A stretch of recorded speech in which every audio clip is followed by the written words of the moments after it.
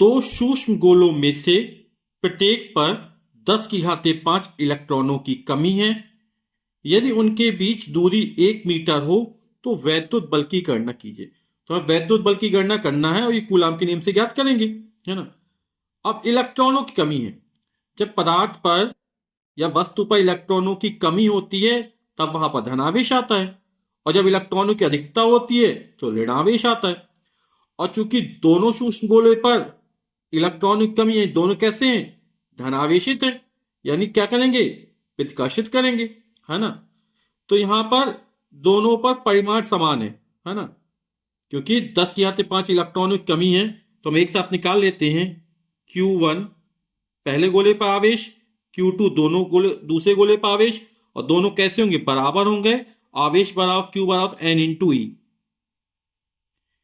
यहां पर N का मान कितना हो जाएगा, 10⁵ इलेक्ट्रॉनों की कमी है तो 10⁵, और एक इलेक्ट्रॉन पर जो आवेश होता है 1.6 इंटू 10⁻⁻19 कूलाम का ऋण आवेश होता है ना। तो इसको सॉल्व कर लेते हैं।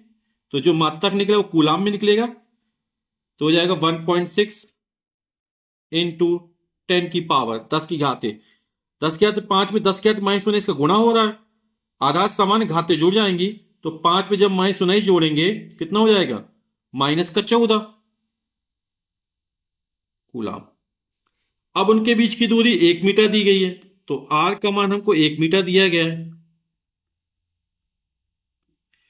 और वैद्युत बल की गणना करनी है, तो वैद्युत बल कूलाम के नियम से ज्ञात कर लेंगे। तो वैद्युत बल F बराबर हो जाएगा 1/4πε0 Q1 Q2/R²। मान रख देते हैं। 1/4πε0 का मान 9 × 10⁹9, Q1 का मान, और Q2 बराबर 1.6 × 10⁻14, 1.6 × 10⁻14, 1.6 × 10⁻14। ये Q2 का मान हो गया, Q1 का मान हो गया, बटे R²। बीच की दूरी 1 मीटर दी है तो 1 का वर्ग हो जाएगा। ये हो जाएगा 9 × 1.6 × 1.6, जब 16 में 16 गुणा 256 होता है, तो 256। यहां पर एक अंक बाद दशमलव, यहां भी एक अंक बाद दशमलव, 2 अंक बाद दशमलव लग जाएगा, गुणे 10⁻9 है ये, गुणे 10⁻, -14 कितना, -28 हो जाएगा। 9 को गुणा करें, 9 छक्का 54 की 4 हंस लगी 5, 9 पना 45 और 5 50 की 0 हंस लगी 5, 9 दूनी 18, 5 23, 2 अंक बाद दशमलव लगा देंगे, गुणे 10⁻, तो 10⁻9 में 10⁻−28 गुणा करेंगे तो घातें जुड़ जाएंगी, तो +9 और -28 तो कितना आ जाएगा, -19 हो जाएगा। अब यहां पे क्या हो जाएगा, यहां पर दशमलव एक अंक किसका देंगे, तो हो जाएगा 2.3 इंटू 10⁻। जब दशमलव इस तक खिसकता है, लेफ्ट हैंड साइड में जाता है, तब क्या होगा, +1 हो जाएगा। तो -19 से +1 करेंगे तो होगा -18, और वैद्युत बल का मात्रक न्यूटन, यही हमारा आंसर हो जाएगा। +2 माइक्रोकूलाम तथा +6 माइक्रोकूलाम के दो बिंदु आवेश परस्पर 12 न्यूटन के बल से प्रतिकर्षित करते हैं। क्योंकि समान प्रकृति के आवेश है, दोनों धनावेश, इसलिए प्रतिकर्षित करते हैं, और लगने वाला प्रतिकर्षण बल कितना, 12 न्यूटन का है। यदि इन आवेशों में से प्रत्येक को -4 माइक्रोकूलाम का आवेश और दिया जाए, है ना, इसमें क्या है, और माइक्रोकूलाम आवेश दे दिया -4, तो अब कितना बल होगा। तो करते पहले हम Q1 का मान कितना दिया गया, +2 माइक्रोकूलाम है। आप लोग जानते हैं 1 माइक्रोकूलाम बराबर 10⁻⁻6 कूलाम, तो 2 × 10⁻⁻6 कूलाम हो जाएगा ये। Q2 का मान ये हमें +6 माइक्रोकूलाम दे रहा, तो ये हो जाएगा 6 इंटू 10⁻⁻6 कूलाम, 6 × 10⁻⁻6 कूलाम। और जो लगने वाला प्रतिकर्षण बल है F, ये हमको 12 न्यूटन का दे रहा। ठीक है, तो कूलाम का नियम लगाते थे, और कूलाम के नियम से आप लोग जानते हैं F बराबर होता है 1/4πε0 Q1 Q2 upon r square. अब मान रख देते, एफ का मान को दिया गया है 12 न्यूटन। 1/4 पाई एप्सिलॉन नॉट में 9 गुणे 10 की घाते 9 होता है। Q1 का मान 2 गुणे 10 की घाते -6। Q2 का मान 6 गुणे 10 की घाते -6 upon r square. R square नहीं मिले तो पता चल जाएगा कि दोनों आवेशों के बीच की दूरी कितनी है। तो इसको सॉल्व करते हैं तो हो जाएगा 12 बराबर, ये हो जाएगा 9 गुणे 6 दूनी 12 गुणे 10 की घाते, ये -6 ये माइनस का 12 हो जाएगा, है ना, क्योंकि आधार समान है, घाते जुड़ जाएंगी। तो -6 -6 माइनस का 12 हो गया, है ना। और इसमें प्लस का 9 जोड़ना है, तो जब -12 प्लस 9 जोड़ेंगे तो बचेगा -3 अपॉन आर स्क्वायर। तो आर स्क्वायर में कितना हो जाएगा, 12 नीचे आ जाएगा, है ना। तो आर स्क्वायर बराबर हो जाएगा 9 गुणे 12 गुणे 10 की घाते -3 बटे 12। 12 से 12 कट जाएगा तो हो जाएगा 9 गुणे 10 की घाते -3। ये हमने आर स्क्वायर का मान निकाला। अब आर का मान नहीं निकालते, क्यों? क्योंकि आगे आर स्क्वायर का मान हम फिर डायरेक्ट रख देंगे।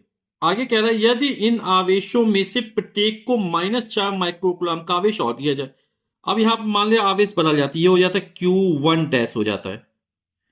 अब इसको प्लस, अब इनको कितना दिया, अब इनको -4 माइक्रोकूलम आवेश और दिए गए।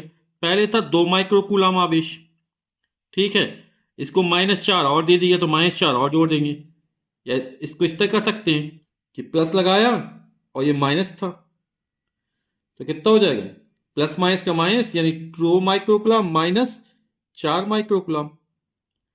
तो 2 में से 4 जाएगा तो आएगा -2 माइक्रोकूलम, यानी -2 गुणे 10 की घाते -6 कूलम हो जाएगा ये।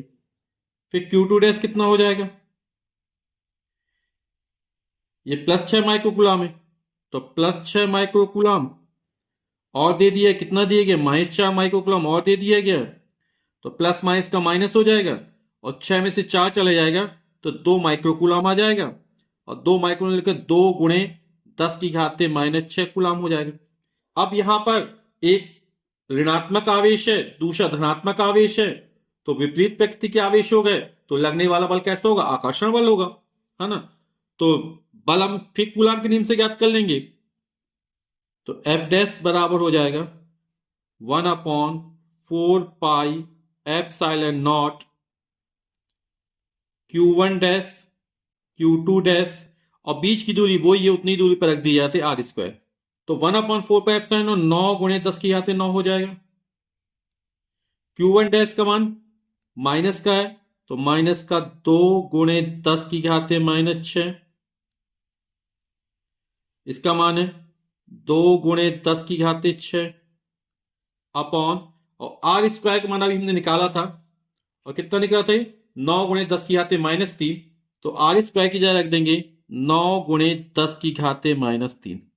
इसको सॉल्व कर लेते हैं तो 9 से 9 कट जाएगा, 10 की घाते -3 ऊपर पहुंचे प्लस हो जाएगा, तो -3 ऊपर गया प्लस हो, 9 3 12 हो जाएगा, तो हो जाएगा 10 की घाते 12 गुणा, कट गया, अब 2 दूनी 4, ये हो गया -4 गुणे 10 की घाते -6, यहां पे गलती से मिस्टेक्स लिए 2 गुणे 10 की घाते -6 होगा ये, क्योंकि माइक्रोकूलम है, कूलम में चेंज करेंगे तो -6, तो 10 की घाते -6 10 की घाते -6, ये हो जाएगा 10 की घाते -12, तो ये हो जाएगा -4 गुणे 10 की घाते 12 गुणे 10 की घाते -12, तो आधार समय घात जोड़े -12 प्लस 12 जोड़ेगा तो 0 हो जाएगा, 10 की घाते 0 का मान 1 हो जाएगा, तो -4 न्यूटन।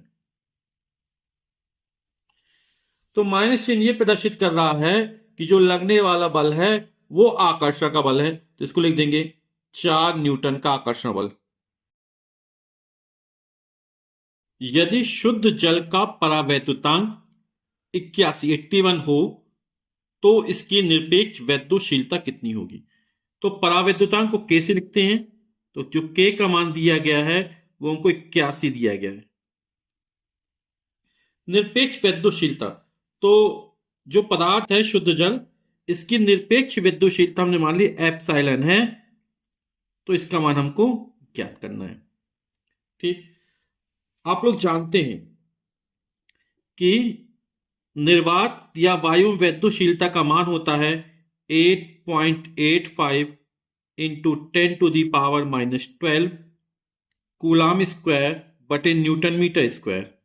तो परावैद्युत माध्यम की विद्युतशीलता तथा निर्वात या वायु में विद्युतशीलता के अनुपात को माध्यम का परावैद्युतांक कहते हैं के। ठीक, हमें एप्सिलॉन का मान ज्ञात करना है, तो एप्सिलॉन बराबर हो जाएगा एप्सिलॉन नॉट इंटू के। मान रख देते हैं, एप्सिलॉन नॉट का मान है 8.85 इंटू 10⁻⁻12 10 की घात -12 8.85 उन्हें 10 की घात -12 और के का मान हमको 81 दिया गया है, तो हो जाएगा 8.85 इंटू 81 गुणे 10 की घात -12। जब 8.85 में 81 का गुणा किया जाएगा तो ये गुणनफल आएगा 716.85 गुणे 10 की घात -12। अब दशमलव यहां पर है, एक अंक किसका आया, 2 अंक किसका आया, है ना। जब दशमलव इस तरफ खिसकता है तो जितने अंक खिसकेगा उतने हम इसमें प्लस कर देंगे, तो 2 अंक किसका आया तो हो जाएगा 7.1685 और इसमें 10 की घात -12 में जब 2 जोड़ेंगे तो बचेगा -10 और इसको निकटतम मान में लिखना हो तो हो जाएगा 7 यहां पर 8 है 6 के बाद, तो 7.17 इंटू 10⁻⁻10 जो एप्सिलॉन का मात्रक होगा भाई एप्सिलॉन नॉट का मात्रक होगा, है ना। अगला प्रश्न है, दो बिंदु आवेश क्रमशः 5 गुणे 10 की घात -19 कूलाम यानी 5 इंटू 10⁻⁻19 कूलाम तथा 10 गुणे 10 की घात -19 कूलाम 1 मीटर की दूरी पर स्थित है। दोनों आवेशों को जोड़ने वाली रेखा के किस बिंदु पर वैद्युत क्षेत्र की तीव्रता शून्य होगी। तो इसको हल करते हैं, तो दो बिंदु आवेश है और इनके बीच की दूरी कितनी दी गई है, 1 मीटर दी गई है। एक आवेश का मान है 5 गुणे 10 की घात -19 कूलाम का है और दूसरा है 10 गुणे 10 की घात -19 कूलाम का है। ये मान लो Q1 आवेश है और ये Q2 आवेश है। तो दोनों आवेशों को जोड़ने वाली रेखा किस बिंदु पर वैद्युत क्षेत्र तीव्रता शून्य होगी, तो हमने वैद्युत क्षेत्र तीव्रता यहां पर शून्य होगी, तो इसको मान लिया पहले आवेश से स्मॉल x मीटर की दूरी पर वैद्युत क्षेत्र तीव्रता शून्य होगी। तो ये मान लो बिंदु A है, ये बिंदु B है, तो ये बिंदु C है, तो AC की दूरी x मीटर में होगी, तो जो बची दूरी होगी यहां से यहां तक की, क्योंकि 1 है तो 1 माइनस x दूरी होगी, 1 माइनस x। ठीक, अब क्या करेंगे, इस आवेश के कारण बिंदु C पर आवेश या 1 कूलाम धनावेश स्थित मान लेंगे। Q1 आवेश के कारण बिंदु C पर वैद्युत क्षेत्र निकाल लेंगे, तो उसको E1 मान लेते हैं। तो वैद्युत क्षेत्र E1 बराबर हो जाएगी 1/4 pi epsilon not Q1 upon R1 square. तो यहां पर 1/4 पाई एप्सिलॉन 9 गुणे 10 की घात 9, Q1 5 गुणे 10 की घात -19 कूलाम का आवेश है और बीच की दूरी AC यानी x स्क्वायर हो जाएगा। अब दिशा वैद्युत क्षेत्र तीव्रता सदिश राशि, तो ये धनावेश का बिंदु C पर निकालने तो इससे दूर हो जाएगी, तो वैद्युत क्षेत्र तीव्रता ये हो जाएगी E1। कहां हो जाएगी, A से C की ओर। इसको सॉल्व कर देते हैं तो हो जाएगा 9×45 बटे x स्क्वायर और 10 की घात 9 में 10 की घात -19 का गुणा होगा तो घातें जुड़ जाएंगी, तो बचेगा 10 की घात -10 और वैद्युत क्षेत्र तीव्रता का मात्रक न्यूटन प्रति कूलाम और दिशा हो जाएगी ए से सी की ओर। 10 गुणे 10 किया तो -19 गुणे, इसको Q2 बना था तो Q2 के कारण सी पर वैद्युत क्षेत्र निकाल लेते हैं, है ना। तो E2 इक्वल टू हो जाएगा 1/4πε0 Q2 अपॉन R2 स्क्वायर। 1/4π से 9 गुणे 10 की घाते 9, Q2 को माने 10 गुणे 10 की घाते -19 अपॉन, अब इसके कारण इस पर निकालना है तो बीच की दूरी कितनी है, 1 - x है, तो 1 - x का होल ऑफ स्क्वायर। अब दिशा, ये भी धनावेश है और बिंदु सी पर निकालना तो धनावेश से दूर परीक्षण आवेश की ओर इस तरफ हो जाएगा, तो ये हो जाएगी E2। तो दिशा क्या हो जाएगी, बी से सी की ओर, ये वाला बिंदु ने बी माना है तो बी से सी की ओर हो जाएगा। इसको सॉल्व कर लेते हैं, हल कर लेते हैं। 10 में 9 90 हो जाएगा बटे 1 - x का होल ऑफ स्क्वायर गुणे 10 की घाते 9 में 10 की घात -19 गुणा होगा तो 10 की घाते -10 बचा रहेगा न्यूटन प्रति कूलाम, और दिशा जो होगी वो बी से सी की ओर होगी। अब यहां पर देखेंगे, है ना, बोला किस बिंदु पर वैद्युत क्षेत्र तीव्रता शून्य होगी। अब देखो ये दोनों विपरीत दिशाएं निकालेंगे, है ना। यदि ये दोनों के मान E1 और E2 के मान बराबर हो जाए और दिशाएं विपरीत निकल आई तो यहां पर जो परिणामी वैद्युत क्षेत्र वो शून्य हो जाएगा, है ना। तो E1 और E2 की दिशा विपरीत है तो इनको बराबर कर देते हैं। तो बिंदु सी पर वैद्युत क्षेत्र तीव्रता शून्य है, कब होगी, जब E1 और E2 के मान आपस में बराबर होंगे, यानी E1 बराबर E2 होगा। तो मान रख देते हैं, E1 का मान है 45 अपॉन एक्स स्क्वायर इंटू 10⁻⁻10 और E2 को मान है 90 बटे 1 - x का होल ऑफ स्क्वायर गुणे 10 की घाते -10। तो 10 की घाते -10 से 10 की घाते -10 कट जाएगा, 45 का 45 दूनी 90, तो ये हो जाएगा 1/x स्क्वायर बराबर, यहां बचेगा 2 बटे 1 - x का होल ऑफ स्क्वायर। अब इसको सॉल्व करना है तो दोनों पक्षों का वर्गमूल ले लेते हैं। एक का वर्गमूल 1, एक्स स्क्वायर का निकलेगा x, 2 का वर्गमूल आप जानते हैं 2 का वर्ग कितना, √2 1.414 होता है, और इसको वर्गमूल लेंगे तो बचेगा 1 - x।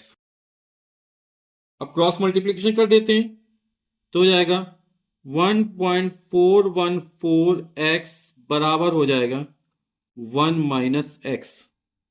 इससे पक्षांतर कर लेते हैं तो 1.414x प्लस x बराबर हो जाएगा 1, और 1 ये इतना जुड़ेगा, x कॉमन निकाल लेंगे तो हो जाएगा 2.414x बराबर 1, तो x बराबर निकल आएगा 1/2.414। तो जब 1 में 2.414 का डिवीजन करेंगे तो आ जाएगा 0.414, ये मीटर हो जाएगा। यानी कि पहले आवेश से 0.414 मीटर की दूरी पर वैद्युत क्षेत्र क्या हो जाएगा, शून्य हो जाएगा। यदि आंसर हमें सेंटीमीटर में चाहिए तो 100 को मल्टीप्लाई कर देंगे तो हो जाएगा 41.4 सेंटीमीटर। अगला प्रश्न है, हीलियम के नाभिक के कारण उससे 1 एंगस्ट्रॉम की दूरी पर वैद्युत क्षेत्र की तीव्रता की गणना कीजिए। तो हीलियम का नाभिक, है ना, हीलियम का नाभिक में 2 प्रोटॉन और 2 न्यूट्रॉन होते हैं, यानी हीलियम का नाभिक क्या कहलाता है, अल्फा कण कहलाता है। तो न्यूट्रॉन पर तो कोई आवेश होते नहीं है, प्रोटॉन पर धन आवेश होता है। हीलियम के नाभिक में क्या होते हैं, 2 प्रोटॉन और 2 न्यूट्रॉन होते हैं, तो प्रोटॉनों का धनावेश आ जाएगा, तो Q बराबर होता है N × E, यानी 2E हो जाएगा, क्योंकि 2 प्रोटॉन है। 2 और प्रोटॉन पर आवेश कितना होता है, 1.6 गुणे 10 की घाते -19 का। इलेक्ट्रॉन पर जितना ऋणावेश होता है प्रोटॉन पर ठीक उतना ही धनावेश होता है, तो यहां पर परिमाण लिखा गया कितना, 1.6 गुणे 10 की घाते -19, और ये किसमें आएगा, कूलाम में आएगा। तो 16 दूनी 32, ये हो जाएगा 3.2 3.2 इंटू 10⁻⁻19 कूलाम। अब उससे 1 एंगस्ट्रॉम की दूरी पर ज्ञात करना है, तो दूरी जो R का मान है वो 1 एंगस्ट्रॉम दे रहा। आप जानते 1 एंगस्ट्रॉम बराबर 10 की घाते -10 मीटर होता है, वैद्युत क्षेत्र की तीव्रता की गणना करनी है, ई का मान हमको ज्ञात करना है। तो आप लोग जानते हैं वैद्युत क्षेत्र तीव्रता ई बराबर होता है 1/4 पाई एप्सिलॉन 0 Q/r²। तो 1/4 पाई एप्सिलॉन 0 का मान हो जाएगा 9 × 10⁻⁹ Q का मान है 3.2 × 10⁻⁻19 और R और दूरी है 10⁻10 मीटर, इसका वर्ग कर देंगे। अब इसको हल करते हैं तो 9 दूनी 18 की 8, हासिल लगी 1, 9 तिया 27, हासिल का 1 28, एक अंक पर दशमलव लग जाएगा, गुणे 10⁻, 9 में 10⁻19 का गुणा होगा तो घात आधार समान घातें जुड़ जाएंगी, तो 9 में -19 जुड़ेगा तो -10 बचा रहेगा, अपॉन 10⁻10 का वर्ग करेंगे, यानी 10⁻10 गुणे 10⁻10, यानी घात के ऊपर जब घात लगी होती है घातों का गुणा हो जाता है, तो 10 दूनी 20, ये हो जाए 10⁻20। अब 10⁻20 ऊपर जाएगा, अंश में प्लस हो जाएगा तो हो जाएगा 28.8 गुणे 10⁻10 है, और ये ऊपर आया तो 10⁻+ का 20 हो गया, तो हो जाएगा 28.8, आधा समान है फिर घातें जुड़ जाएंगी, तो 20 -10 में प्लस का 20 जोड़ेंगे तो कितना 20 - 10 यानी 10 बचा रहेगा। अब दशमलव लेफ्ट हैंड खिसकता है तो प्लस का एक और जुड़ जाएगा, तो यहां पे दशमलव खिसकाएंगे एक अंक तो हो जाएगा 2.88, और 10⁻10 में एक जोड़ 10⁻11, और वैद्युत क्षेत्र तीव्रता का न्यूटन प्रतिकूलाम, यही हमारा आंसर हो जाएगा। अगला प्रश्न है +1 माइक्रोकूलम तथा -1 माइक्रोकूलम के दो बिंदु आवेश एक दूसरे से 2 सेंटीमीटर की दूरी पर स्थित है, दोनों मिलकर एक वैद्युत द्विध्रुव की रचना करते हैं, है ना। वैद्युत द्विध्रुव कहते किसे हैं? जब परिमाण में समान और प्रकृति में विपरीत आवेश बहुत अल्प दूरी पर स्थित होते हैं तो जो निकाय की रचना होती है उसे वैद्युत द्विध्रुव कहते हैं। यह वैद्युत द्विध्रुव 1 × 10⁵ वोल्ट प्रति मीटर के एक समान वैद्युत क्षेत्र में स्थित है। तो लिख लेते हैं यहां पर Q1 और Q2, है ना, परिमाण कैसे हैं? दोनों में समान है और प्रकृति विपरीत है, तो किसी एक आवेश का परिमाण लिख लेते, Q लिख लेते हैं 1 माइक्रोकूलम, और 1 कूलम 10⁻6 कूलम होता है, तो Q लिख लिया, क्योंकि हमें वैद्युत द्विध्रुव आघूर्ण की गणना करनी है। और वैद्युत क्षेत्र की तीव्रता दी गई है E का मान, यह हमको दिया गया है 1 × 10⁵ वोल्ट प्रति मीटर,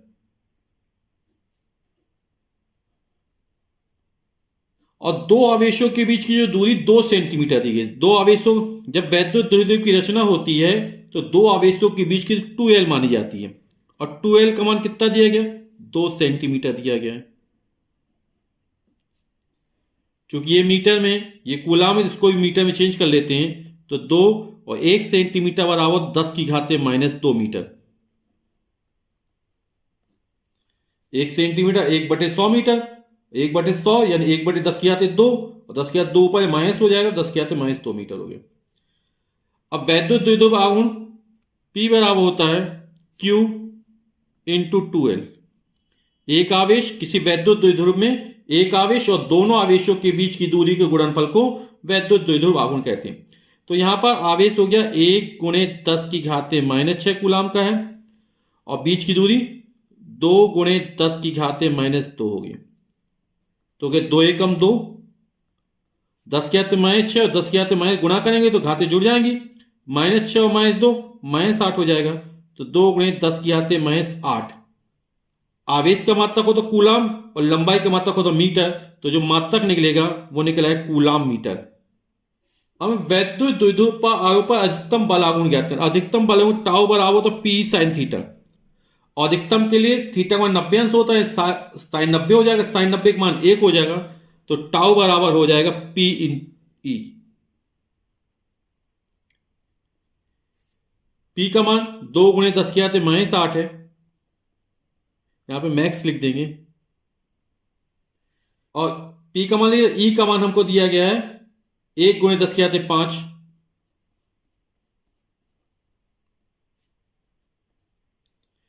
तो गुणा कर देंगे तो हो जाएगा 2 1 कम 2 माइनस 10 की घात -8, 10 की घात 5 गुणा करें, आधा आसान घातें जुड़ जाएंगी, तो -8 है प्लस 5 जुड़ेगा तो आएगा -3। और बल आघूर्ण का मात्रक होता है न्यूटन मीटर।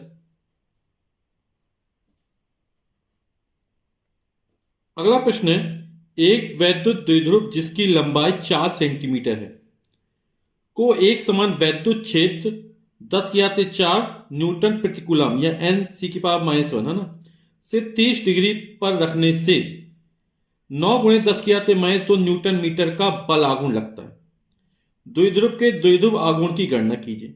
तो हम सबके प्रतीक लिख लेते हैं। द्विध्रुव की लंबाई ये 2l से मानी जाती है, ये कितनी है 4 सेंटीमीटर दी गई है। एक समान वैद्युत क्षेत्र, और वैद्युत क्षेत्र तीव्रता E का मान दिया 10 की घात 4 न्यूटन प्रति कूलम, और जो कोण दिया थीटा का मान दिया वो 30 अंश दिया गया। जो वैद्युत द्विध्रुव कोण बना रहा है वैद्युत क्षेत्र के साथ वो कितना 30 डिग्री का है। 9 गुणे 10 की घात -2 न्यूटन मीटर का बल आघूर्ण लगता है। बल आघूर्ण टाउ बराबर दिया गया है 9 गुणे 10 की घात -2 न्यूटन मीटर। द्विध्रुव के द्विध्रुव आघूर्ण की परिकल्पना करनी है, गणना करनी, पी का मान हमको ज्ञात करना है। ये सेंटीमीटर इसको मीटर में बदल देते हैं तो ये हो जाएगा 4 गुणे 10 की घात -2 मीटर। तो आप लोग जानते हैं कि द्विध्रुव का बल आघूर्ण टाउ बराबर होता है पी ई साइन थीटा। हमें पी का मान ज्ञात करना है तो पी बराबर हो जाएगा टाउ अपॉन ई साइन थीटा। टाउ का मान है 9 गुणे 10 की घात -2, ई का मान 10 की घात 4 साइन, और थीटा का मान दिया 30 अंश। तो 9 गुणे 10 की घात -2 10 की घात 4 और साइन 30 का मान हो तो 1/2, तो बटेगा तो ऊपर पहुंच जाएगा, और 10 की घात 4 ऊपर जाएगा तो -4 हो जाएगा, तो ऊपर 9, ये वाला 2 ऊपर पहुंच गया, गुणे 2 गुणे 10 की घात -2 और 10 की घात 4 ऊपर पहुंचो 10 की घात -4, तो 9 दूनी 18 गुणे आधा समान घात तो जुड़ जाएंगे -2 -4 -6 हो जाएगा। दशमलव हम यहां स्थित मानेंगे, एक अंक खिसकाएंगे तो हो जाएगा 1.8, और जब दशमलव इस तरफ खिसकता है तब इसमें एक जुड़ जाएगा तो हो जाएगा 10 की घात -6 में एक जोड़ेंगे तो -5, और द्विध्रुव आघूर्ण का जो मात्रक होता है वो होता है कूलम मीटर। तो हमारा उत्तर निकल आएगा 1.8 इंटू 10⁻⁵ कूलम मीटर। एक इलेक्ट्रॉन एवं एक प्रोटॉन के बीच की दूरी 0.53 एंगस्ट्रॉम है। इस निकाय का वैद्युत द्विध्रुव आघूर्ण ज्ञात कीजिए। तो इसको हल करते हैं। इलेक्ट्रॉन और प्रोटॉन द्विध्रुव आघूर्ण है ना, तो द्विध्रुव आघूर्ण में किसे कहते हैं, जब परिमाण में समान और प्रकृति में विपरीत आवेश बहुत अल्प दूरी पर स्थित होते हैं, है ना। तो यहां पर इलेक्ट्रॉन का जो आवेश है और प्रोटॉन का जो आवेश, उसके परिमाण समान है, प्रकृति विपरीत है। इलेक्ट्रॉन पर ऋण आवेश होता है तो प्रोटॉन पर धन आवेश होता है। तो वैद्युत द्विध्रुव आघूर्ण जब निकालते हैं तो P बराबर होता है Q इंटू 2L, यही दोनों के बीच की दूरी और किसी एक आवेश का परिमाण रखा जाता है। तो यहां पे Q बराबर लिख देते हैं, परिमाण कितना होगा 1.6 गुणे 10 की घात -19 कूलम का। चाहे वो इलेक्ट्रॉन हो चाहे प्रोटॉन हो, दोनों पर आवेश का परिमाण यही रहता है, बस प्रकृति में अंतर रहता है। इलेक्ट्रॉन होगा तो यहां माइनस लगा देंगे और प्रोटॉन होगा तो यहां पर प्लस चिन्ह लग जाएगा। और दोनों आवेशों के बीच की दूरी वैद्युत द्विध्रुव आघूर्ण ले रहे हैं तो 2L, और ये है 0.53 एंगस्ट्रॉम। आप लोग जानते हैं 1 एंगस्ट्रॉम बराबर 10 की घात -10 मीटर होता है, तो 0.53 इंटू 10⁻⁻10 मीटर हो जाएगा। ये वैद्युत द्विध्रुव आघूर्ण यानी स्मॉल p का मान ज्ञात करना है। तो वैद्युत द्विध्रुव स्मॉल p बराबर हो जाए q इंटू 2l। q का मान दिया 1.6 इंटू 10⁻⁻19 और दोनों आवेशों के बीच की दूरी है 0.53 इंटू 10⁻10। 16 3 48 की 8 हाथ लगी 4, 16 पंचे 80, 4 84, 2 1 3 अंक का दशमलव लग जाएगा, 1 2 3 अंक का दशमलव लग जाएगा। 10 के हाथ -19 में 10 के हाथ -10 का गुणा करना है, आधार समान घातें जुड़ जाएंगी तो हो जाएगा 10 की घात -19 और -10 -29। अब दशमलव राइट हैंड साइड किसका आना है तो क्या होगा माइनस के एक और हो जाएगा यहां पर, तो हो जाएगा 8.48। इसमें माइनस एक और जोड़ देना है तो 10 की घात -30 हो जाएगा। और वैद्युत द्विध्रुव आघूर्ण का मात्रक, आवेश का मात्रक कूलाम, दूरी का मात्रक मीटर, तो हो जाएगा कूलाम मीटर।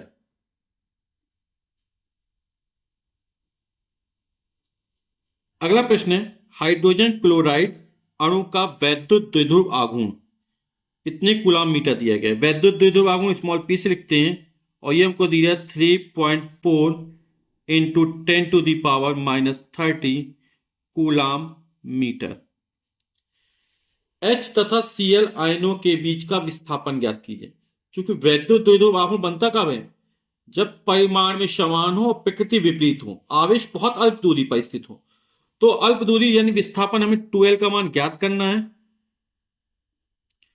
अब हाइड्रोजन और क्लोरीन आयन है ना, तो ये बनते कैसे जब हाइड्रोजन अपनी बाहरी कक्षा का 1 इलेक्ट्रॉन दान कर देता है ना और क्लोरीन इसको ग्रहण कर लेता है, तो यहां से 1 इलेक्ट्रॉन गया, इसने 1 इलेक्ट्रॉन ग्रहण किया, तो हाइड्रोजन पर 1 इकाई का धनावेश आता है, क्लोरीन पर 1 इकाई का ऋणावेश आता है। तो यहां पर जो आवेश का मान होगा Q वो 1 इलेक्ट्रॉन के बराबर आ रहा, इस पर धनावेश है इस पर ऋणावेश है, तो आवेश का मान हो जाएगा परिमाण 1.6 गुणे 10 की घात -19 कूलाम का।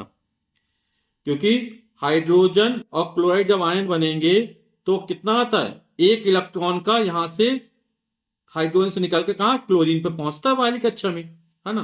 तो आवेश का मान कितना हो जाएगा Q बराबर 1.6 गुणे 10 की घात -19 कूलाम। अब प्रश्न को हल कर देते हैं। आप लोग जानते हैं वैद्युत द्विध्रुव आघूर्ण P बराबर Q इंटू 2l। 2l का मान ज्ञात करना है विस्थापन, तो विस्थापन कितना 2l माना गया, तो 2l बराबर कितना हो जाएगा P upon Q। Small p का मान है 3.4 3.4 गुणे 10 की घात -30 बटे Q का मान दिया है 1.6 1.6 गुणे 10 की घात -19 -19। इसको सॉल्व कर लेते हैं। यहां भी एक अंक पर दशमलव, एक अंक पर दशमलव हट गया है तो 34/16 हो जाएगा और 2 से काट देंगे तो 17 और 2 अट्ठे 16 गुणे 10 की घात -19 ऊपर प्लस का हो जाएगा, तो -30 में जब +19 जोड़ेंगे तो कितना आ जाएगा -11 आ जाएगा। और 70 में 8 का भाग करते हैं, 8 दूनी 16, 70 एक बचा, दशमलव लगाएं, 0 बढ़ाएंगे तो 10 हो जाएगा। 8 एकम 8, फिर 2 बचा, फिर 0 बढ़ाएंगे, 8 दूनी 16, फिर 4 बचा, 8 45 गुणे 10 की घात -11 और विस्थापन यानी दूरी, और दूरी का जो मात्रक होगा वो हो जाएगा यहां पर मीटर। तो ये आंसर हो जाएगा।